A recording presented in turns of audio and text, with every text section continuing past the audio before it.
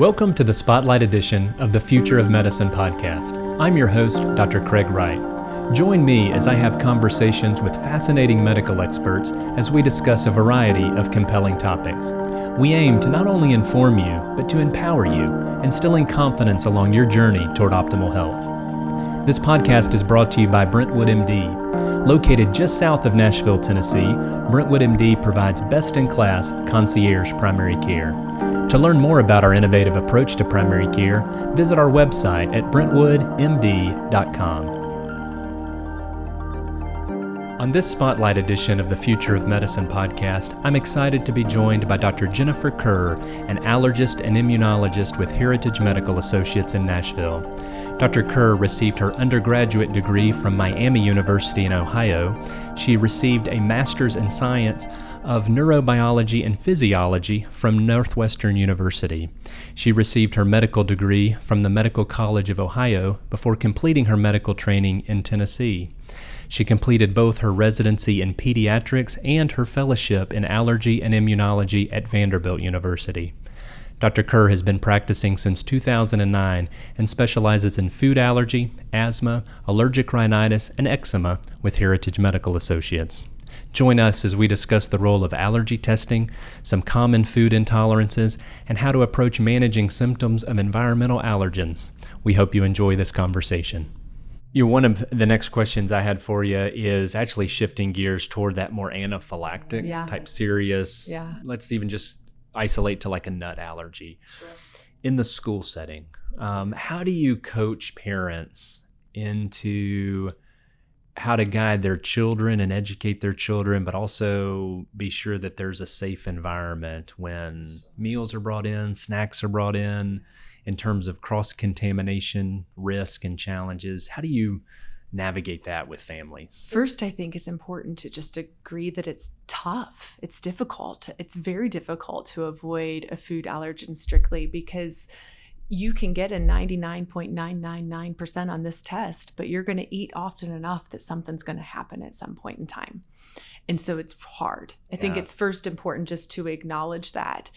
And then I think it's also important to acknowledge that kids learn this so well, and they can become such wonderful self-advocates for themselves that I think it's commonly incredibly surprising to families when they would notice that my 4-year-old double checks me when I'm handing them a packet of crackers or cookies and says, "Mom, does that have nuts in it?" And so they're very capable, I would say, first of all. And then I think it's important to also recognize that most children, even with a nut allergy, are not so sensitive that they have to avoid every part per billion that could be there. And so that those sorts of numbers are really important. So when you look at a patient that, let's say, is looking at a label that says may contain trace amounts of a tree nut, that label is very, very unlikely actually to have a tree nut in it. And for the vast majority of patients, even with a nut allergy, they need to look at the part of the label that says if it contains the tree nut. And so the same, because when they've tested the label of a granola bar, for instance, that says it may contain trace amounts, really it can't be found. And that was done because as we've seen labels change through the years, there were more and more products that would have on them may contain trace amounts, made in a facility, sat next to a nut last Friday, those kinds of labels that are on there. And so that tenet also comes into play with, can my child sit at the lunch table next to somebody that might have a nut in their lunch pail? And the reality is that they can, so long as they're old enough to know that they're not going to reach over and eat the food of their neighbor. And because the risk for airborne allergy in that setting is actually exceptionally small. And the vast majority of even nut allergic patients are completely safe in that setting, and that it's actually tremendously important for their anxiety for them to know that they can sit in that seat right next to a food that they're allergic to. And by their choice of just not putting it in their mouth, they're safe. Yeah. And that reduces quite a lot of anxiety, which really then helps them to become better self-advocates for when they're offered the cookie at the class party, to be able to inquire, is that safe for me? Does that have nuts? Does it have a label on it that we can read? Or was it made in somebody's home kitchen? Oh, I need to skip that because we don't know what was in the kitchen, that kind of thing. Yeah. So I think that when they look at research that would say, does a third grader have to sit at a nut-free table? They actually found that there's no difference in accidents at the nut-free table versus a typical table. And so there's really, our National Allergy Society doesn't encourage the isolation that comes with that. They encourage really self-advocacy so that the child can learn what they can and cannot eat. Yeah, that's great. Well, reminds me of something I've learned as my kids have grown up, and currently my little girl's 11, my little boy's 9, and I've learned this on the sports field, I've learned it in the classroom, is never underestimate your children. And this is a good example where, they have the ability, even at young ages, to pick up on things and to learn and to be their own advocates and ask the right questions and to do it in a way that minimizes anxiety and makes it a normal conversation, a normal behavior, which obviously, especially at young formative ages, is so impactful when they have a challenge. And how do they overcome that challenge? How do they work around it to keep themselves safe and to minimize that worry? So, thanks for mentioning that. Yeah. I guess it would be wise for me to also mention is that we do now have some treatment options for some of the patients with really severe risk food allergies, that there is a medication that we can use now that doesn't cure food allergy, but it does keep them quite a bit safer from accidental exposures. So we have options now too, which has really been life-changing for some of those patients with really severe food allergy. It's been fantastic. That's great. Yeah. Well, let's go back briefly to the gut microbiome. Sure. And so you mentioned the fiber, which is amazing. That was not on my radar for being like the first place for us to start that conversation, but it makes so much sense as you say it. What other maybe supplements, nutrition, vitamins, what other things do you find yourself frequently talking about to help balance someone's gut microbiome when they're struggling with either food allergies or intolerances? That's a great question. To my knowledge, the only supplement that I'm aware of that can help to sort of reduce allergic inflammation in the body is omega fatty acids. That would be the only other supplement that I think there's data to support beyond fiber. Now, when we think about the gut microbiome and diversity, it's interesting to me that other things that can increase the diversity of your gut microbiome are getting a good night's sleep and exercise. So I oftentimes will mention those because they work. Yeah. That's great. More than a supplement. And that was not a paid advertisement for good, wholesome health foundations. Because I do, in my practice, I commonly talk about how just impactful nutrition, fitness, sleep, stress management, relational, spiritual health, my kind of foundations of health, how important they are. And it always is important to realize, that's not only just, good on a bumper sticker, but that is really important to manage certain signs of inflammation, certain symptoms they may have. And it's got evidence behind it. It has huge amounts of evidence. We're spending all this money looking at all the different details of how does this work in the gut microbiome. And I think that's wonderful and important. Lovely to do all of that work, but it's fascinating that it just comes down to it's what our parents told us: get a good night's rest, move. Be kind to yourself, lower your stress, those sorts of things. Do you see anybody come to you taking supplements, vitamins that you feel like may be harmful to them at all? And I say that kind of from the thought of the world we live in with social media and the supplement and vitamin world being so evident throughout. And I say that just as kind of truth. I don't say that with any positive or negative tone. But like you referenced, not a lot of evidence behind certain things, but it's promoted as it could be beneficial. Is there anything you've seen that has been harmful to any of the patients you've worked with? I can't think of something I've seen anecdotally or personally that I've seen that created significant harm. I can see generally that when you're looking for the solution, in this, what is kind of seems like sometimes the fancier snake oil, here we are 100 years later, that we're just missing the boat. And that's the harm, that we aren't focusing on what's important. Yes. And that redirection can be, I think, helpful. Yeah. Yeah. I think that's really well said. I think how I sometimes verbalize it is kind of keeping first things first. Yeah. And keeping kind of the priority list that, don't bring in, remedy number 5 to try to overcome remedies 1 through 4. Like there is a sequential approach to the right behaviors, the right actions, the right treatment. And it's not that number 5's wrong. It just needs to be in the right order, and not a stretch to overcome maybe the difficulty with adhering to a certain diet or so forth. Sure.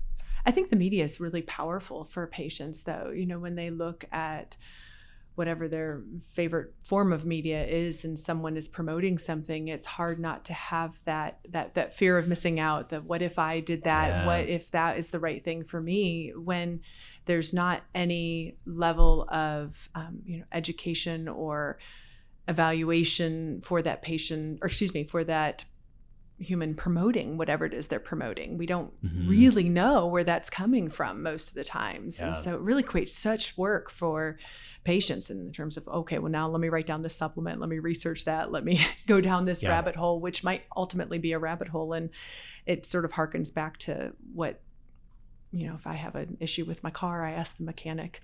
If I have an issue with my body, I ask my favorite physicians. And then I don't have to carry the stress about 15 things I heard about on some version of media. I just go to the trusted person and ask a question. Yeah. So true. So pertinent. Yeah. Finding the voice you can trust is kind of how I think of it. And being humble enough to know that I don't have the answer to everything. Yeah. Don't need to have the answer to everything. Yeah. Yeah. Oh, no doubt. Well, and I'd like to transition maybe back with a little bit of truly ignorant question on my part. I want to transition back to maybe more environmental allergies. Sure. But my ignorant question is, do allergy shots or allergy drops have any place in the food allergy spectrum? Oh, that's a great question. So allergy shots for food allergy, definitely not. The initial studies of those, there were profound reactions with those, and those were just stopped completely. Yeah. So if someone is proposing an allergy shot for a food allergen, that would make me exceptionally nervous. I mean, there was a fatality in one of the original studies way back when. So that is a no-go. Gotcha. Allergy. Well, that makes me feel good because I didn't think there was. Yeah. But I wasn't sure. If there wasn't some kind of new evidence or study that like actually you can kind of desensitize someone to a certain food allergy. So the allergy, sublingual immunotherapy or oral immunotherapy for foods is very real and is a very hot topic that is being looked at. This is only in regard to IgE or anaphylactic risk foods that we do this to. And I think there will be a really great place for using this at some point in time. Although my sense is, and I think even the lead researchers that look at sublingual immunotherapy for foods or oral immunotherapy for foods, is that it's probably not going to be the long-term solution for food allergy. It may be an interlude that we have for now to calm down that level of reactivity for a particular patient because it's the best we have. But there's a fair amount of risk involved in it, and it does require pretty rigorous dosing, pretty routine dosing. And what bothers me with it the most is the limitations that you'll have with it. So when you are doing oral immunotherapy, for instance, there's a limitation in your ability to exercise for a few hours after your dose, and you're supposed to take that dose every day. And so I struggle with that for kids because I don't want them to have to sit still for 2 to 3 hours every day of their life so they don't break. Yeah. That's a hard mentality for a child to have, and it's also just difficult to keep. If you can imagine a 7-year-old boy, for instance, being told to sit still every day for 2 hours so they didn't react to the microdose of the peanut that they ate. Yeah. That's hard. It is. That's hard. And maybe not the best decision for that 7-year-old boy, for instance, if he Yeah. wants to play on the baseball team and he's got to go to school, and there's just no time in the day for that actually Sure. then. So that's where, when you look at some of the barriers, there's looking at different adjustments in dose and how we might be able to make that happen using the sublingual immunotherapy, keeping it lower dose and not creating as much risk. So it's all about individualizing the therapy to the patient and what their needs are. Gotcha. Yeah. How about for other allergies, environmental allergies? What's the role of the immunotherapies with either allergy shots or oral Or drops? Yeah. Tell me kind of when I should be thinking about those. So in any patient that has environmental allergies that are impacting their airway, so creating asthma, not just on maybe a one-time basis, but with any level of regularity, that would be a time to see an allergist, understand what those allergens are, and is an indication to consider allergy injections. So when you look at asthma guidelines, if you have allergic asthma, a course of allergy injections or allergy shots is indicated. There's also patients that have impact from their sleep. So if allergies are impacting their sleep and creating sleep disordered breathing, or if they have sleep apnea, that's also another reason to think about that next level of care of considering allergy shots rather than just medications. A patient with snoring tendencies or sleep apnea could be a candidate for allergy drops. I don't utilize allergy drops in my practice because they tend to be less effective than the allergy shots. And so maybe that's a part of my personality, but if we're going to go for this process, we're going to go for the one that's going to be the most effective. Yeah. And however, the shots are more inconvenient to patients. But I think if you have any level of inflammation infecting your airway, I'd rather go for the most effective way. I think truly is my thought. Now, allergy drops, if you have asthma, are contraindicated just because it's of the level of airway inflammation that is there. Yeah. Gotcha. But allergy shots are a highly effective treatment. Vast majority of patients respond positively and have significantly less inflammation in their airway, and their asthma symptoms go pretty significantly down and are able to use significantly less medications and feel better and all of those positive type things. Yeah. Allergy injections also can help the immune system to fight viral infections better because they get rid of the allergic inflammation that's sort of getting in the way of that. So there's really a lot of positive that can come from them. The downside being the cost and the amount of time involved. So typically for seasonal hay fever, for instance, we may just recommend an antihistamine or a nasal steroid spray if you're going to use that once or twice a year for a month, not the course of allergy injections. But for other influences of those environmental allergens, when it gets to the point of asthma or sleep troubles, then definitely it can be indicated. Thank you for saying that. That's so once again, to hope, to repeat, but hopefully be clear, you're really thinking about it with the airway involvement. Not so much just the classic symptoms of itchy, watery eyes, postnasal drip, irritating cough. Now, they can be super helpful for all of that. And it is definitely an indication if quality of life is impacted. We meet several patients who are like, I just can't sit at my child's ball game. Yeah. It's just so uncomfortable. And you'll meet children sometimes that their symptoms are so heavy during those seasons that they're not able to enjoy outside time. And in children, it's actually interesting if they have really strong amount of environmental allergies, let's say as an elementary school student, that if you did a course of allergy shots, you can actually prevent the development of asthma. So there's definitely a role for your typical severe hay fever. I usually leave that to the patients to let me know, is that to this point yet? Or can we use medicines for right now?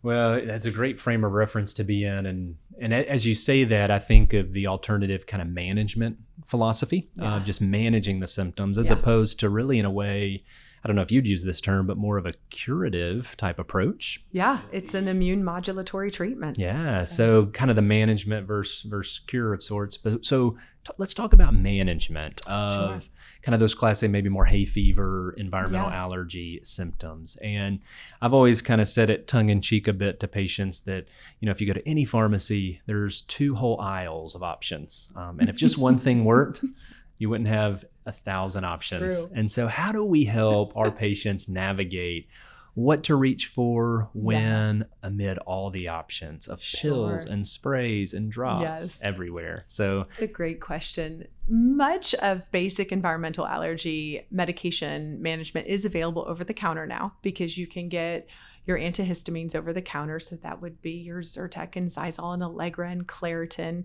Those would be your newer generation antihistamines. So they're not as sedating as, say, Benadryl, which used to be the main antihistamine that we had before those medications. Those medicines are going to be great for itching and dripping, sneezing. Then you also have your nasal steroid spray. So you're going to have that your Flonase, Nasonex, and Rhinocort and Nasacort. And those are going to be applied in the nose, and they're going to reduce inflammation in the back part of the nose and into the sinus. And so you're going to have a reduction in congestion. It's also going to help to reduce sneezing and itching and dripping as well. Yeah. And then you'll have antihistamine nasal sprays now, which are going to be basically like putting one of the antihistamines, such as Zyrtec, directly in the nose. And these would be Patenase and Azolastine and Astapro. And that those will help quite a bit with drainage and also some with congestion. Yeah. One of the pills left that's not over the counter is Singulair, which is a prescription that can help quite a bit with congestion and also asthma. Gotcha. Yeah. And so for patients, I think it depends on their symptoms, you know, and then they all respond differently. So that's why you'll see that when it comes to the antihistamines in particular, some patients will say, oh, I do so much better if I take Allegra versus if I take Zyrtec. Or they'll say, oh, Xyzal makes me tired, so I take Allegra. And so really, I would personalize that to whatever the patient feels best with. Yeah, I definitely see that. And it's always a challenge to navigate patients in, you know, how to balance their routine of therapy where they feel like they've been on maybe Zyrtec long enough. They don't feel like it's working. Yeah. And then I don't have necessarily the confidence to be like, oh, just use Claritin, you know, because it is so similar, but people do respond differently. And so, getting a small pack of Claritin. Would you take that kind of same 2-week approach like we did with some of the, you know, discussion about the elimination diet? Like, hey, try Claritin for 2 weeks. And if you feel like it's better, maybe stick with that for a while. I think it's reasonable. That I also think that I'd give it maybe 2 days, because you're going to know pretty quickly if that antihistamine's making a difference for you. When it comes to the antihistamines, then I would give it actually pretty quick if this is going to be helpful or not. But that's going to be pretty clear. And I do hear that a lot, that, oh, if I switched my antihistamine to this one, I felt better, and then I switched it back. To my knowledge, there's no evidence to show that we actually develop a tolerance to antihistamines in that way. But if it helps, I'm all for it. It's a really benign change, and sure. Yeah. Any role for oral antihistamines and nasal antihistamines, or do they overlap? That's a great question. Some allergists would say it doesn't make any sense to take them both together because they're both antihistamines. So if we can double our Zyrtec safely, then just double your Zyrtec rather than adding another spray. I would say that I can see validity in that argument, but I also can say that I have a lot of patients that really feel the nasal antihistamines make a big difference. And if you use the nasal antihistamines in combination with a nasal steroid spray, that can be a really lovely combination to calm down the drip and the congestion and sneezing and all of the above. Great. Well, thanks for going through those. Any natural remedies that you recommend? You know, people always often talk about like local honey and various things. Are there any natural remedies that you feel like maybe have some evidence behind them? There was initially a bit of excitement about honey in terms of if it could actually be a natural remedy, but it wasn't confirmed. Didn't pan out. It's incredibly safe food to eat, and there could be, and I still say there could be some theoretical properties in honey that could be helpful. And if you're that one that it helps, great. There's no harm in coming from it. Great. Well, we'll pivot a little bit, and kind of our last topic, one I know you're really passionate about, is asthma. And so we've touched on it a little bit with kind of the airway involvement of maybe upper respiratory allergies, but I'd love to talk just a little bit about all the options of asthma treatment. And I'd love for you to kind of walk me through how to select the best respiratory treatment for a patient from kind of maybe the intermittent, or even actually we could even start with maybe some exercised, isolated asthma, and then kind of through the spectrum of severity of cases. So asthma is something that we can do so much more for anymore. I mean, really is, it's a condition that there's a lot of options. I think that the first step is to recognize that asthma is simply a pattern of coughing and wheezing, which is a really general term. And there's been a big movement in our field to phenotype or categorize what kind of asthma you have so we can better understand what's driving that pattern of coughing or wheezing. Yeah. So first, understanding what drives it can be very helpful, and then understanding how often it happens. So if you have asthma that's triggered from exercise or cold air, or only exercise in the cold air, or really just something that's intermittent in general, not happening all the time, but very just occasionally, then there's some great inhalers we can use that we can have you use 20 minutes before exercise, or we can keep around in case you get that bad virus that's going to trigger some asthmatic reactivity in you. Something that just is very intermittent, we would typically treat with just some inhalers, and actually potentially never even a visit with me. Yeah. If we get into the more persistent levels of asthma, where you have a more persistent issue with cough or wheezing or trouble breathing, then we really do, in my opinion, need to look at, well, what's driving it, and then go after that. You know, there's allergy is obviously one of the most common causes of that, whether that's indoor allergens or outdoor allergens. The outdoor seems to be rather obvious. Those are patients that can't walk outside in April without wheezing. Yeah. And the indoor can be a little bit quieter, because that just can be, if you have, let's say, a dust mite allergy, you might just be twitchy pretty often when it comes to trigger for cough or wheezing, and you may not realize that it is the dust mites that are there. And that's where the testing can be useful in helping us identify what those triggers are. You can also have variants of asthma that are secondary to acid reflux, or you can have some that are secondary to nasal polyps or aspirin sensitivity. So really pinning down what other driving factors are there can be really helpful at us thinking about things. And that helps us choose our treatments. Yeah. So our treatments can elevate to stronger inhalers. We can look at lab work to help define different biologics. There's several biologics for asthma now, so that we have medicines that can target certain parts of the immune system to calm down inflammation in strategic ways and to help you breathe a lot better. And then, of course, as we mentioned earlier, even a course of allergy injections. I typically would put a course of allergy injections ahead of biologics, because if you have allergic asthma, you have a much greater potential of really modifying that immune system and that airway over time.